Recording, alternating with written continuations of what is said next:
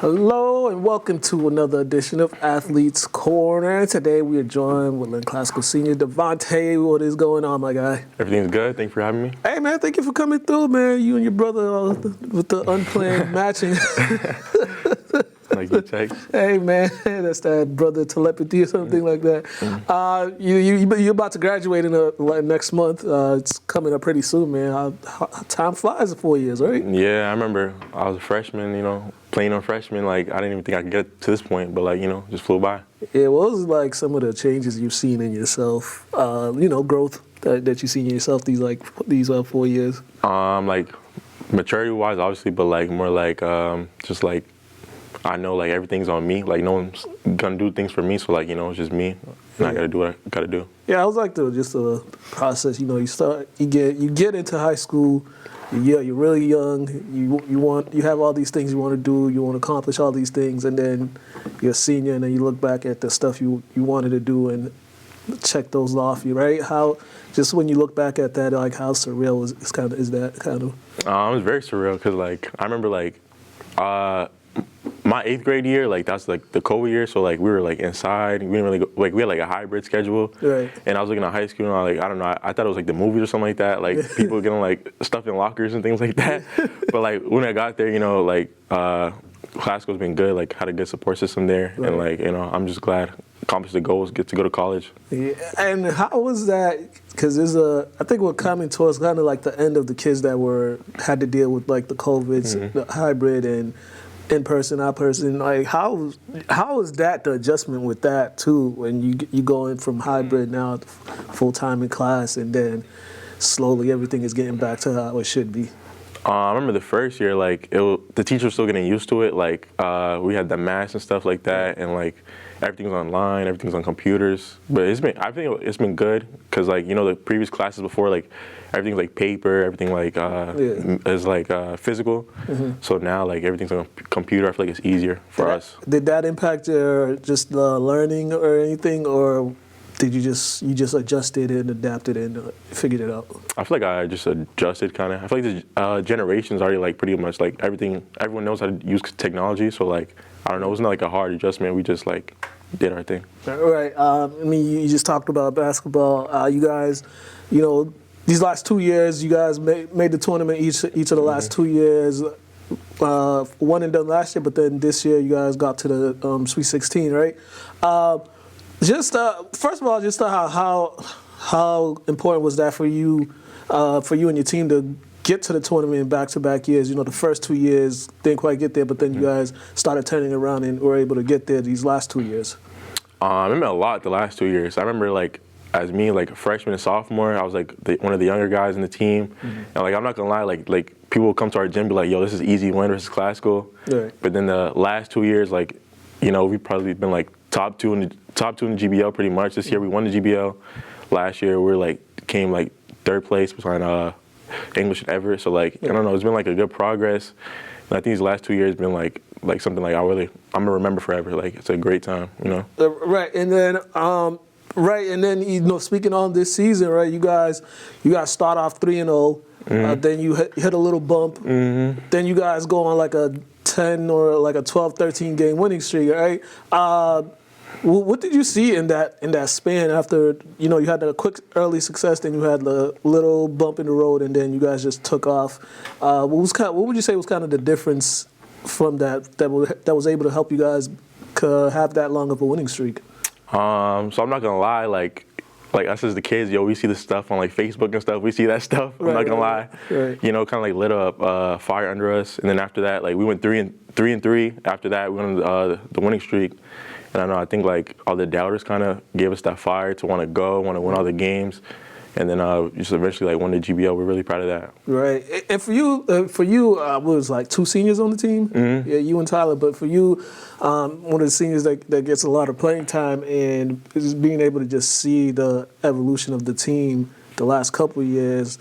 Because there was games that you guys probably would have lost in years before that you guys were able to pull out and win, right? So just the maturity of how good was that to see the maturity of because you guys have a lot of underclassmen still, but how good was it to see those guys mature and be able to still, when things go wrong in a game, to still fight through it and be able to pull out wins? like to me and Tyler, like, because we were the two seniors, like it meant a lot, because like we've known all these people, like we know like our like underclassmen, like the guards and all, like the Ruckers and them. We know them since we were younger, and like obviously like we've grown up with them, but we've seen them mature.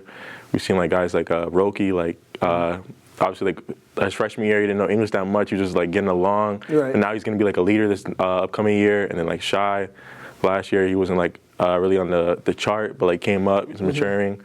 And like I don't know, like just me being like in that, I was in the 6-man role this year. Like I just took it, and then like just did what I had to do, and then you know, I think it just really worked out for us. Right, and going to the 6-man role for being starting your junior year, how changes, you know, just and how you're gonna impact the game. Like, what was your approach to that adjustment?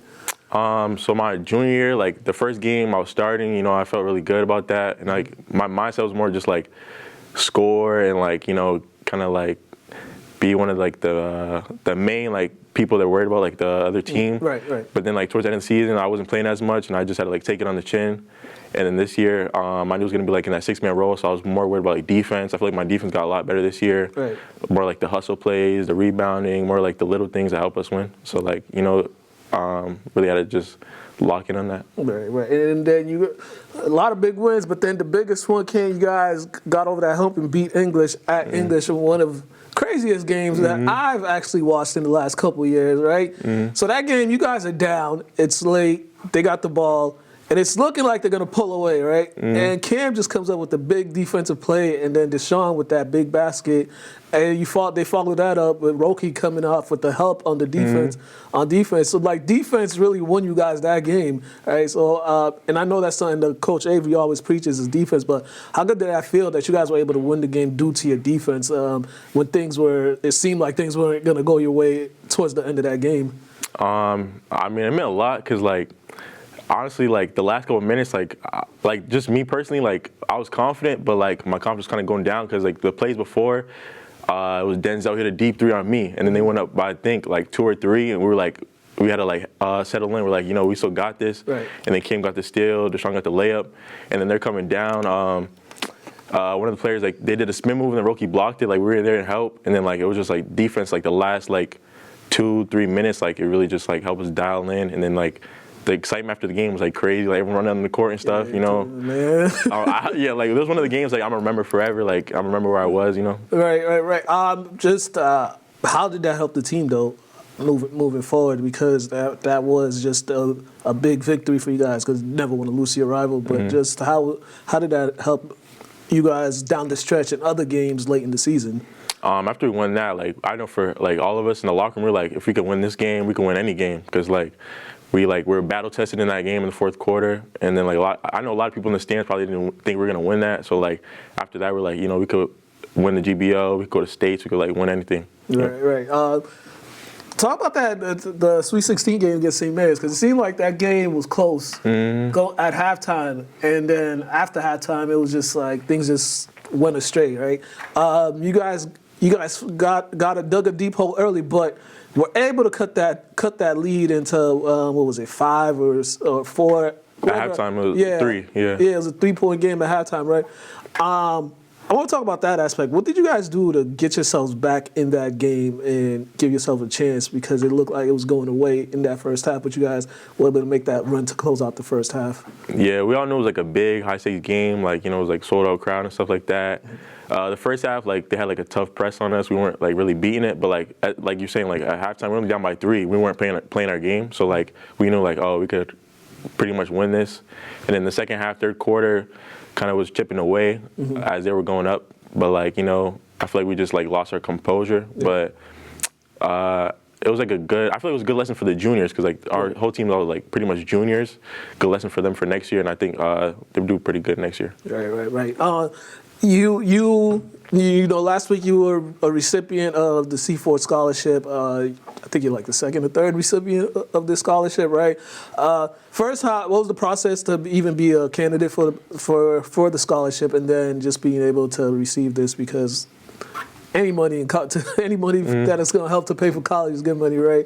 But just how to walk me through this process and just you receiving this scholarship? First, I just want to say, like, I'm grateful to Seaforth, you know, believe in, like, us kids at Classical. Like, he believes in all the kids in Lynn, like, that he goes to, like, the Seaforth movement, helps with our study hall. So, like, the past 4 years, been going to, like, the study hall here and there, like, helping around when I need to. Right. And then, like, he really just seen me, like, oh, like, one of the seniors that, like, you could really use this scholarship. And he told me, like, a little bit ago, like, you're receiving. I was just, like, kind of in awe because, like, someone, like, from 20 years ago, 20-year graduate, like, he's giving back to us, and I'm just really thankful. Right. That study hall, right? He does that English, he does that classical. Sometimes he does it at the middle school, right? I'm not sure what the team GPAs were, but being eligible is one thing that you have to always make sure you are for during the season, right? So how were you able? And how were the other guys able to keep that habit even after the season was over? Because it could be easier to be just like, all right, season's over, I don't really need to go study hall no more, you know, all that. But how were you able just to still stick to it just so you can be able to get that and also be able to get other types of grants and funds for colleges due to your grades? After the season, not as many people from the team are going, but I wouldn't say it's a bad thing because they're still keeping their grades up, so they don't really have, like, to go, but, like, it's still a good, like, resource for anybody. Like, maybe you just need to go for a night back with your teacher, or you just need some type of guidance because, like, Seaforth to be there, and one of our other teachers, Mr. Edmonds, is a good resource, and it just helps out in general. Like, even if you have all A's, if you have a couple F's, like, you could just go either way. It will help you out. Right. Lamar College is where you will be attending in the fall, right? First, how many schools were you looking at, and, you know, what eventually led your decision to go to choose Lamar College? Like, my original thought process was, like, I know personally for my family, like, no one really has been, like, outside of Lynn or, like, Massachusetts. So at first I was looking at out-of-state schools that, like, had my major, which I'm, like, going in industrial engineering. And there was a couple schools that here I was, like, considering, like, Western New England was my second choice. But I was more looking for, like, the out-of-state field, like, something new. I know I'm not the most, like, talkative, like, extroverted person, so, like, I want to go somewhere, like, I could test myself, get outside of my box. Right. And then, like, especially, like, somewhere, like, in the South, like, I feel like it would be, like, pretty cool, good experience, and then, like, come back to Lynn and just, like, have that experience. Right. I mean, that's one way to go, all the way down to Texas. That's way, way, way far from home. You just said you for first generation or first generation grad. How for your parents when they heard your decision and when you told them about your decision and all this stuff that's happening with you, and how happy were they to hear all that? They were very happy. I remember I decided at school because I was talking to, like, one of my guidance counselors, like, to really decide it. Told my mom. She told me she was, like, really proud of me. She supports me all the way. Told my dad. He was really really happy for me.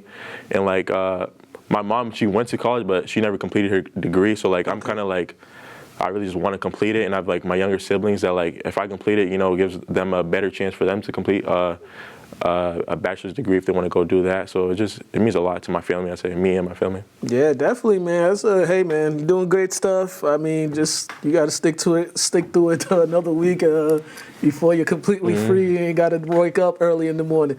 Biggest college advice I give you: don't take an 8 a.m. class. Don't take a 10 o'clock, don't take an 8 a.m. class. You be like me and got to take it over, man. Plug in your social media if they want to contact you, Twitter, Instagram, all that. Just on Instagram, Davonte Taggart. Just my first and last name, that's it. All right, my man. Thank you. Good luck with everything, man. Congratulations once again. Thank you. You guys been watching Athletes Corner. We're out of here.